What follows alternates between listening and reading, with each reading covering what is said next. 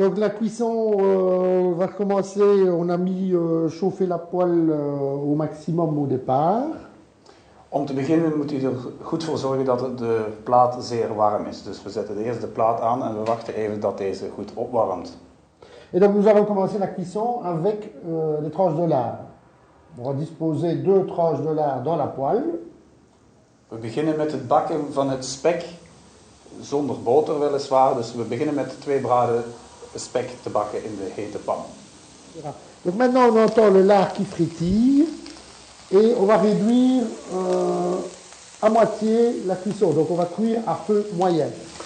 De tijd om het bakken is moeilijk te zeggen. U moet altijd opletten als u het spek hoog bakken, dat u het vet de pan iets lager zet.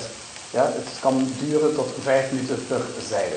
Donc à partir du moment où on entend frétiller le lard, on va le retourner tout simplement à l'aide d'une fourchette.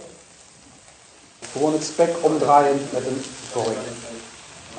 On n'utilise pas d'épices, donc on va cuire la viande telle quelle, aussi bien la côtelette que le lard, la saucisse étant déjà, elle, épicée.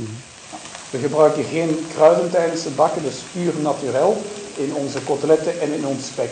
Enkel in de braadworsten is al kruiden verwerkt. Donc voilà, on va retourner à nouveau. C'est une opération qu'on peut faire assez souvent. On va retourner à nouveau. Voilà. We draaien nog een keertje en dan ziet u zo meteen dat de eigen kleur bekomt. Dus daarom is het ook belangrijk dat we geen boter gebruiken, want het spek bekomt zijn eigen kleur. Donc on voit déjà que la viande commence à colorer et le gras commence à fondre. Là, on retourne encore l'autre. We draaien nogmaals het spek en dan ziet men dat nu dat een mooie kleur bekomt. Het is zeer belangrijk om het langzaam te laten bakken. C'est très important ce mode de cuisson pour laisser le temps au gras de fondre et alors automatiquement la viande se colore et se caramélise. Nogmaals, het is heel belangrijk om het langzaam te laten bakken, zodoende dat het vet kan intrekken in het vlees en dat men een mooie karamellisatie krijgt van het vlees. Nogmaals draaien en om een goed spek te bekomen van een goede baktijd mag men rekenen tussen de 6 à 7 minuten per zijde. Donc mon collègue vous a dit que 6 à 7 minutes étaient nécessaires par tranche pour la cuisson. Mais ça se reste toujours une évaluation à l'œil pour qu'on ait une belle cuisson, une belle caramélisation. Donc nous allons maintenant mettre la tranche sur la planche à découper. We leggen dan gewoon het spek op de snijplankjes. Nous allons vider le surplus de graisse.